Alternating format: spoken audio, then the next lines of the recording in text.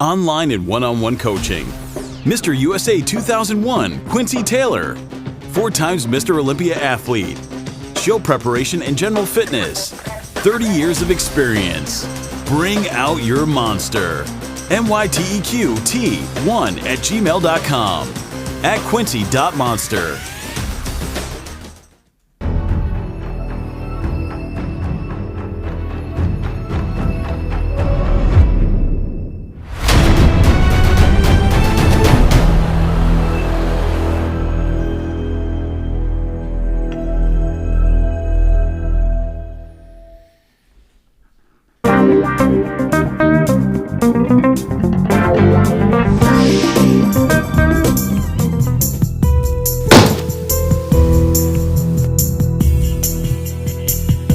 Welcome back to Guru Talk Underground. We're here with our good friend Felix Garay, right from Mexico.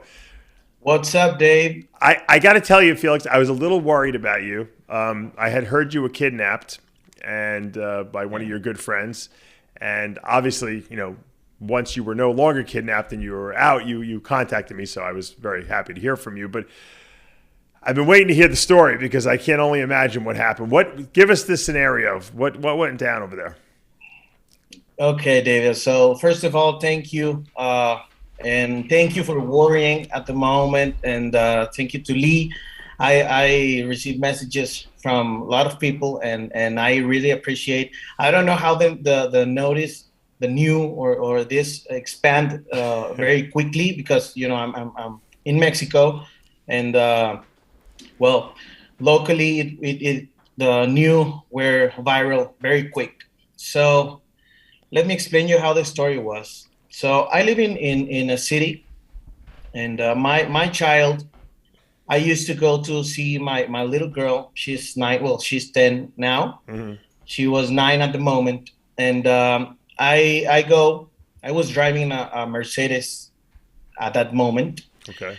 So I call my mom like normal Friday. It was Saturday. Normal Saturday, like, hey mom, I'm going to see my girl and my family, and you know, just the normal day for me.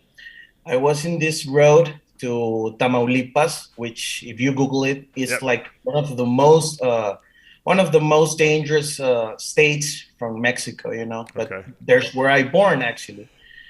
So it was very normal day for me to see guys, you know, with weapons and they just you go to in your car and it's pretty normal. Yeah. That you see in the road, and sometimes they even say like goodbyes, you know. It's pretty normal. Yeah, it's pretty normal. So I have 10 years living in here. Yeah. And well, I was driving to my place, and 20 minutes before I arrived, because I make 2 hours of you know, road. 20 minutes before, there was 2 little guys, you know, and Dave, if I say little guys, I mean teenagers, like 17. I mean, I cannot say for real how old they were, but they look like they were teenagers. Yeah, super young guys with, you know, AKs and everything. Mm-hmm. And you know, it's pretty normal. So they were like, they have a line of cars. They were like, so this is just a checkup. I was wearing a t-shirt at the moment I was training. I was looking a little muscular, which I'm not even muscular, but yes. But I was a little shredded. Okay. So he comes to my window. Yeah. I just, you know, my glass go down. And he was like, where you come and where you go? You know, the simple questions. And I was like, from here, I'll go to there. So no, hold on. He's not police or anything. This is just like the local cartel guys type of thing? Yeah, absolutely. So, and it was not the first time that they stopped at me. I don't know why this time happened this, but anyway. So he getting into my car, and he asked me, you know, where you come, where you from, where you go, you know, the simple questions. And I was like, I'm a dentist, but I'm into the fitness industry. Here's my phone. You can check it. Where did you get the dentist thing from? Where did that come from? I'm a dentist. Oh, you are? Yeah, bro. I didn't know that. I graduated 3 years ago, but I didn't like it. At the end of the career, You went to dental school for 4 years? No, for 5 years. Wow. And I graduated. So why aren't you a dentist then? What'd you do all that schooling for? Well, when I was studying, like 5 semester or 6 semester, Yeah. I started, this thing of bodybuilding and fitness, and my God, another lunatic like me. Yeah, but don't get me wrong, I love the career, but it's not as good as paid as in the United States. Right. It's in Mexico. You don't get a good living. Gotcha. Being a dentist. Anyway, for my luck, that day on my car, I have always my card of the clinic where I do my service. So I was like, here's my ID of dentist. I'm not doing a dentist right now. I'm just a training guy, and I have my supplements. Look what I have. I used to have 1 bottle of my supplement line, and at the moment I had a shirt. It was lean by my name.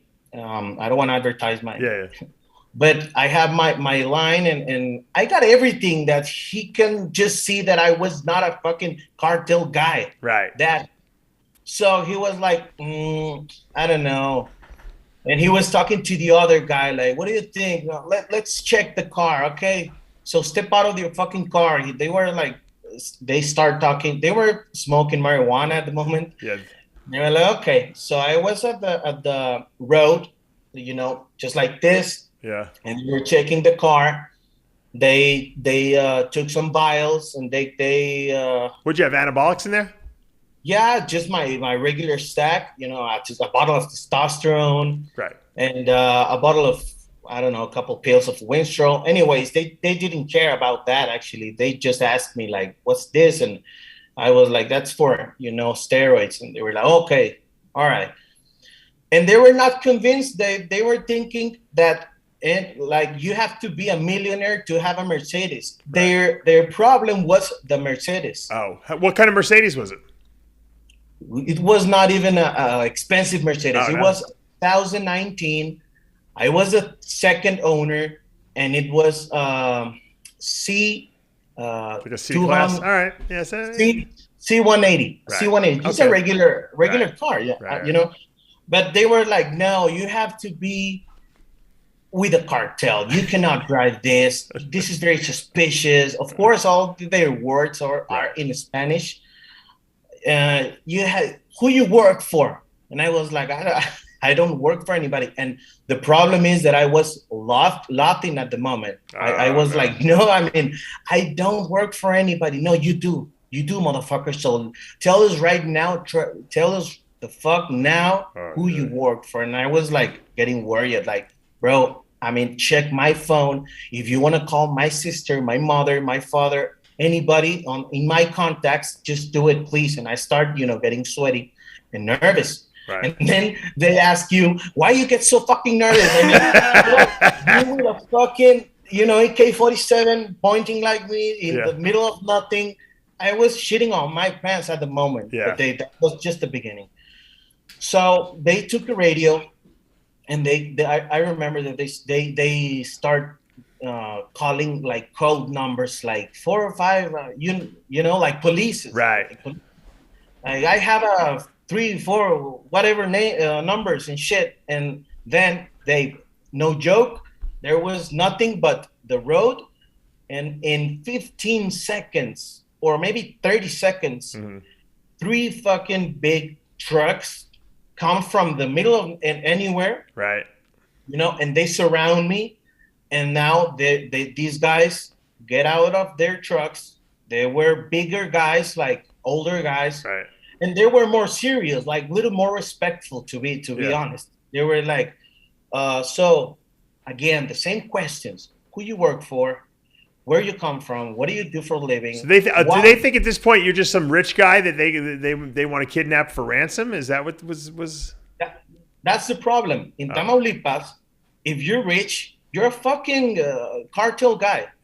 And that's it. Right. They don't give you the benefit of the doubt that you just work as anything. Right. So if you have a Mercedes, you're a fucking cartel guy. That's the bad situation here. So anyways, they were talking to me, and I was, at that point, my legs were, just shaking as shit. And I was about to shit on my pants. Oh, yeah. That's no joke. So anyway, they took my phone. They took I have a watch. A watch.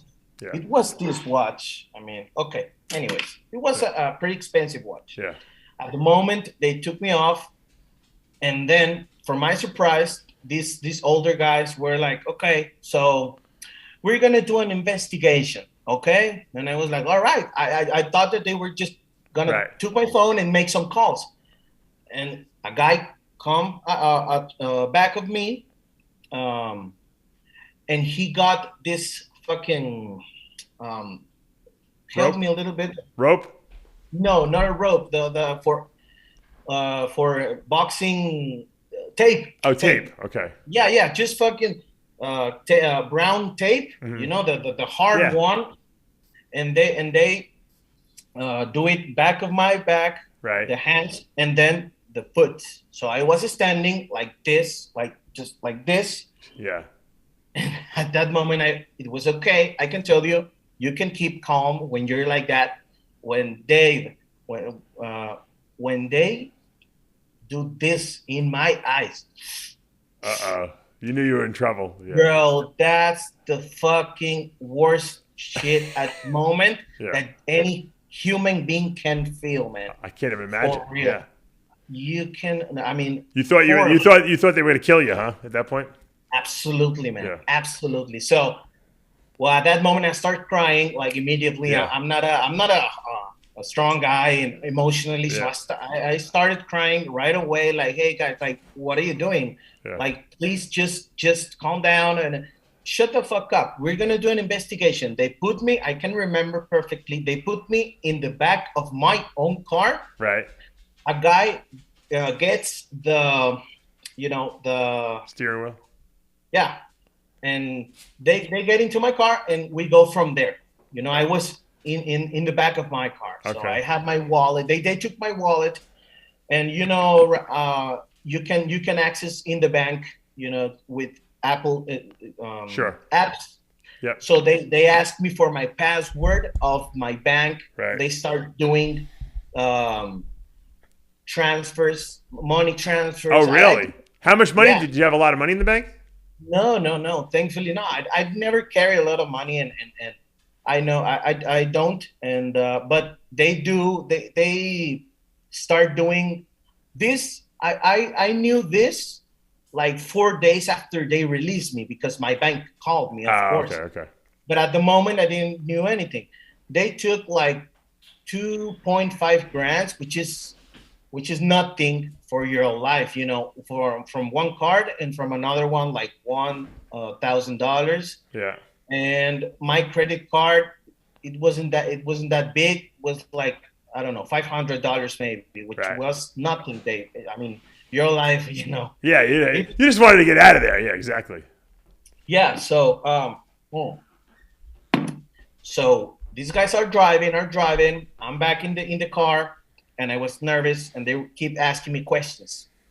So, what do you do, bro? Like, if you say the truth right now, you're gonna save your ass. You might get, beat up, in your face or everywhere in your body, but you're not gonna get killed. Basically, that's what they want to know. And I was literally crying, like, how can I explain to you guys? And they keep silence. I mean, there was moments that they let me talk. So I was, remember, I was with my hands here and here. Yeah. I couldn't see anything. And I was explaining them, like, please just call everybody in my phone. If you know anyone, if I did something wrong, I even tell them, don't think that those pills are drugs. That's Winstrol. If you want to, bro, you're not going to believe this. I remember. I even tell them, like, can you go to YouTube and just put my fucking name, you're gonna see that I have videos of content of fitness. I mean, I don't do any fucking drug dealing, you know. And I could hear that they actually put a video of me talking in Spanish. Yeah. But yeah. So at that moment, yeah, I was scared as hell. So they choose to not listen to me. They were like, okay, the boss just say that you're gonna be investigated. I was like, oh shit. So like, how long did that take? How long were you with them? 30 hours. Ugh. It was a fucking complete Did you day. sleep at all, or no sleeping for 30 hours straight? Like 10 minutes, Dave. 10 minutes. But oh my god. 10 minutes, yeah, like that. What was the worst? They didn't beat you up, did they? What's that? Did they beat you up at all, or did you have any? No, no. They didn't touch me. Okay. So I go to a house. They put me in a chair, and one guy was watching me, and he was pretty good guy, because I think because he watched that I was doing this because it started to get uncomfortable. Yeah. You know, and he unwrapped my hands and he put them in the front, which is a world of difference. I can imagine. Yeah, exactly. Yeah. So I was like this. And I keep crying. All the time I was crying and crying, and it was hard. So that guy told me like, no, you're gonna be safe, bro. Just calm down. It's not gonna happen anything to you. So I can see that you are a fitness guy. He was smoking weed, Dave. He actually told me like, do you want to smoke some? You know, and I was like, no, thanks. At that point, you probably should have smoked. No, I would have been a wreck. I will get fucking paranoid if I will do that, I think. Yeah. But that guy, it made me feel a little comfortable. Yeah. So I was talking to him like, hey. So what was the? How did you get out of this whole thing? What was the final, straw? What made them say, okay, you know what, we don't need this guy? Yeah. So long story short, they knew that I was nobody, that I was an athlete, which is a sport guy, let's say that I used to love steroids, I'm a dentist, a real dentist, and went viral, on internet. So they basically were like 30 hours in there, and they call my family from my phone. Mm-hmm. And they were like, okay, so we're gonna throw this guy. We're not gonna steal anything from him, which they actually did, but who cares? We're gonna give you his car, and we're gonna give you pills, So my mother, you cannot imagine how my mother was at that moment. Oh my God, yeah. She was. I mean, that's the most part of the story, the heartbreaking, because it's been a year, and she's still traumatized. Yeah, bro. Yeah. And it ended up like that, man. They call my family, and they tell them, we're gonna leave this guy in the road, in the car, but you need to come alone. So my father, which I love, he's the love of my life. He did go with my sister, and they picked me up over there. And why did you just drive home yourself? Why did you need them to come pick you up? No, they didn't let me. I don't know. Oh, when they unwrapped my foot, I couldn't talk. I mean, walk. I walked. I couldn't walk. Oh, because you were there. You were wrapped up for so long. Oh. Yeah, 30 hours. I mean, and when they unwrapped my eyes, it took me like 2 hours to really see like good, Oh my God. It was fucking horrible, man. And I stopped, going there. And after something like that, I'd want to leave Mexico after that. I would be like, holy shit, I don't want to deal with this anymore. I know. But what I did was just didn't go to that state anywhere. And I'm in a pretty. Why didn't you get your parents out of there and move them someplace else? That they are thinking. I mean, that's not a good reason. I don't know what is. I know, but it's hard, because I know. They my dad works locally. Right. They're stubborn. It's the same thing everywhere. Well, it doesn't matter where you live. My father wouldn't leave either New York. He wouldn't stay in New York. He was miserable. He didn't want to leave. Yeah, but yeah, basically that was it. I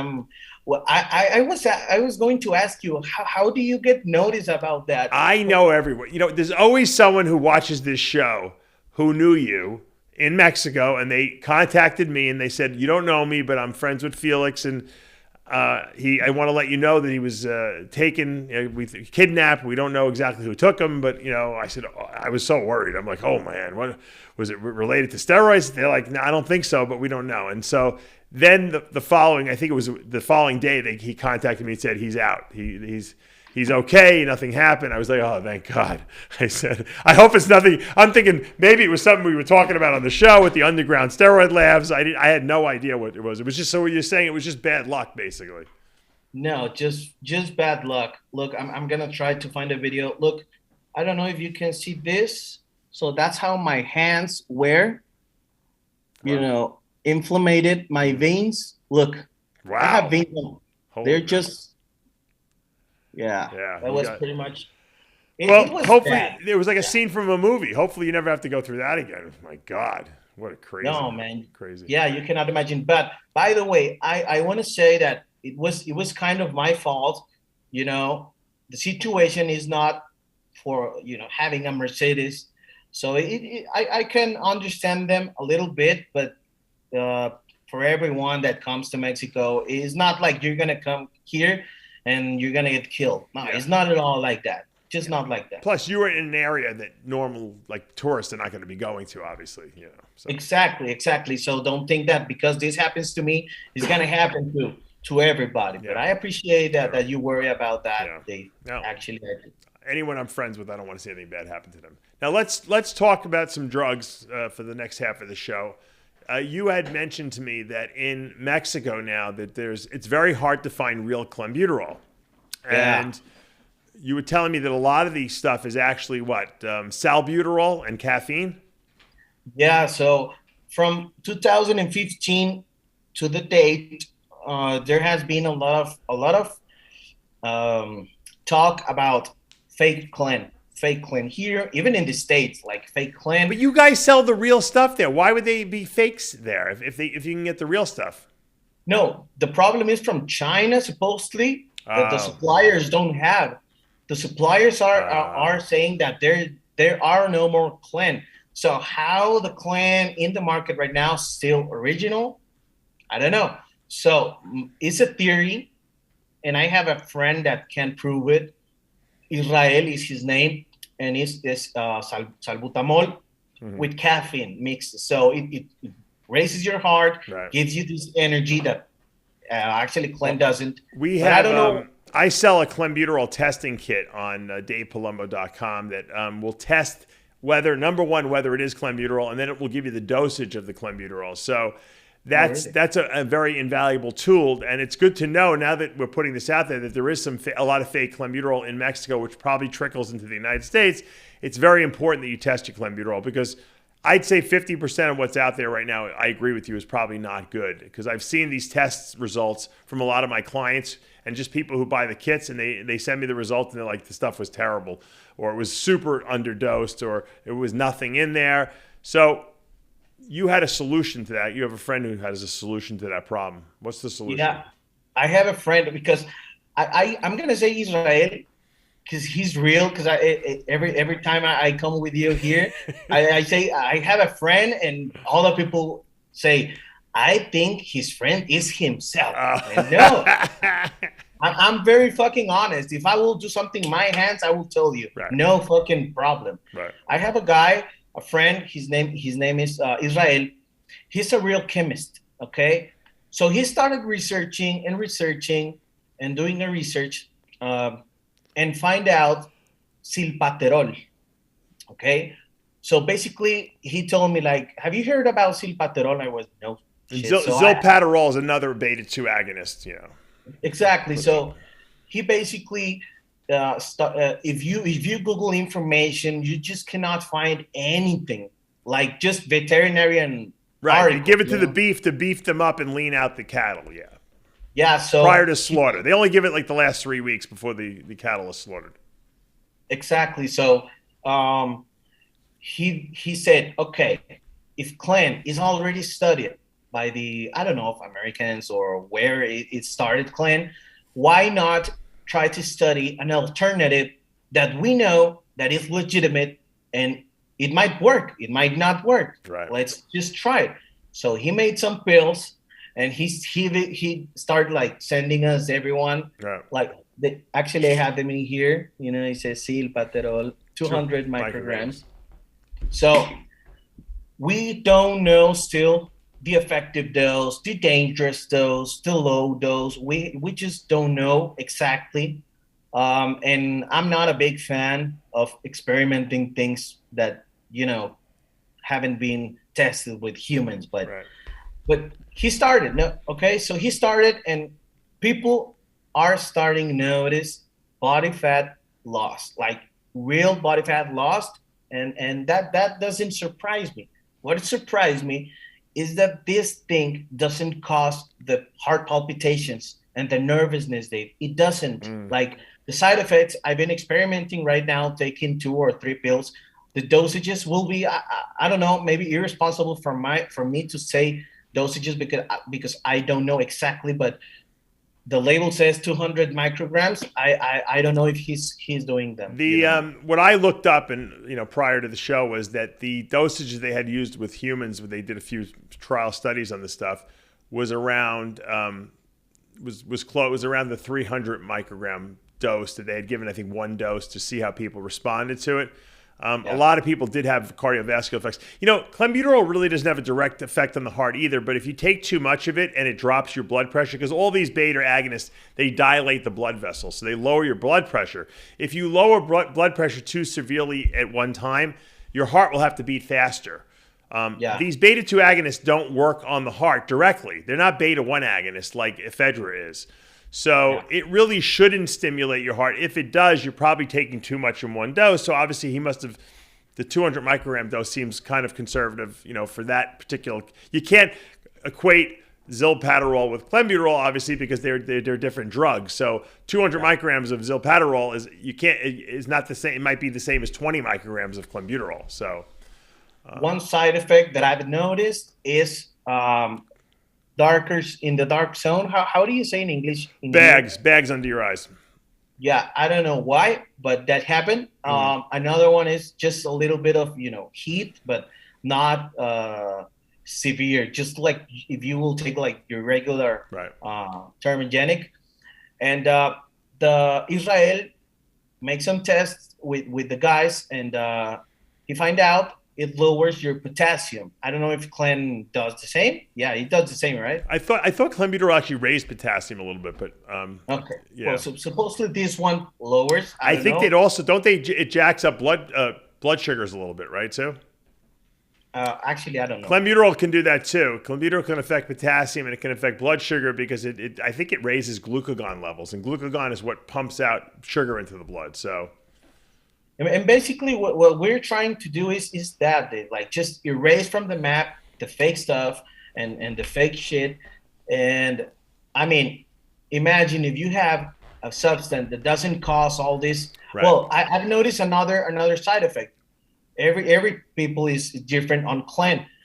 And I don't know if you remember when I asked you about the cramping on my neck with clenbuterol, it was an old Clen that I know that it was legit. Now with silpaterol, just yesterday, I started feeling the cramps on the neck, which tells me that it goes to the same way. I mean, it works kind of similar. Yeah, I think it increases contractility in the muscles because I know that clenbuterol used to make you really strong if you took it alone. And I think zilpaterol probably maybe does the same thing. It must have some kind of a beta agonist, type of thing, which I found that you can pretty much, override that cramping by taking like diet tonic water, which has quinine in it. Quinine inhibits cramping, so that a lot of times was a good solution when we would take clenbuterol. And basically, we are trying to design ourselves, depending on the results of the people that we're trying to test with. This how many weeks it start to lose the effectiveness. Gotcha. How much, So we still on that, but I wanted to tell you that because it's something very good. It's something that it might be a surprise for the bodybuilding community in the future. if this exists, I don't know why nobody has, especially in the States, that the fitness is much bigger. Why nobody has research on it? So we're trying to do something good for you guys. Figure it out and then let us know. And this way, if no one drops dead, we can spread the word. Here. Yeah, if I don't die, I don't die over there. If I don't think. If it would be terrible if you got past the cartel and then you dropped dead from taking Zilpaterol. That would be a terrible story. He escaped the cartel, but the Zilpaterol got him. Yeah, no, yeah. So that's why we're just doing microdosing, and I let you know when we have a design protocol that might work, and I might send you a couple of pills that you can try. Don't send me anything. I don't want any packages from Mexico coming to my house. Send them to Greg Valentino. He'll try anything. No, I'm kidding, guys. I'm kidding, everybody. So don't start emailing him asking for packages. Yeah, and commenting stupid things about fucking. Felix, I'm very happy that you're still alive and that you made it out of the kidnapping there. That's a story you could tell your grandchildren, right? Back in the day. They'll be like, he's lying. That never happened to him. Yeah. Many people say that. Many people were like, you invented that. You're fucking lying because you want attention. And they were like, what kind of attention I could get, or you want to interview my mom or what? Yeah. I mean, my mom lived what? It's something that no one should ever have to go through in their lifetime. Thank God, at least you didn't get, hurt or anything like that, which, they could have beat you up like the guy said and still let you go. But and luckily they didn't want ransom money. I mean, they could have asked your parents to pay them, $100,000 or something like that, Yeah, that was I was scared about that too. I was asking the guy at the moment that, do you think that they're going to ask for money? And they were like, no, we don't want money. We don't want to hurt you unless you are related to a cartel. If you're related to somebody, we're gonna do whatever we want with you. Have you seen videos of us? And I was like, I don't know. And they were just putting me videos and, telling me basically how they, do that to people. Thank God you can you imagine if you actually knew some cartel people and they were in your phone or something like that? Forget about it. You would have been done. I know, buddy. So I stopped just going there and that zone. I just tried to avoid, and I sell the Mercedes. Did you really? I don't blame you, man. I'd be driving around in the biggest piece of crap pickup truck that I could find. Yeah, something like that. Yeah, buddy. I appreciate your. All right. Well, thanks for coming on and telling us the story, and I'm glad you're fine and good information on the Zilpaterol. You'll have to tell us how those trials go, and maybe that'll be a new fat burner we introduce into the marketplace. Hopefully, and try to eradicate that fake market. Yeah. Thank you, Dave, and thank you for the space. Absolutely. All right, guys, that's going to take us to the end of another episode of Guru Talk Underground. I'm Dave Palumbo with our good friend Felix. We'll see you next time. See you guys. Thanks.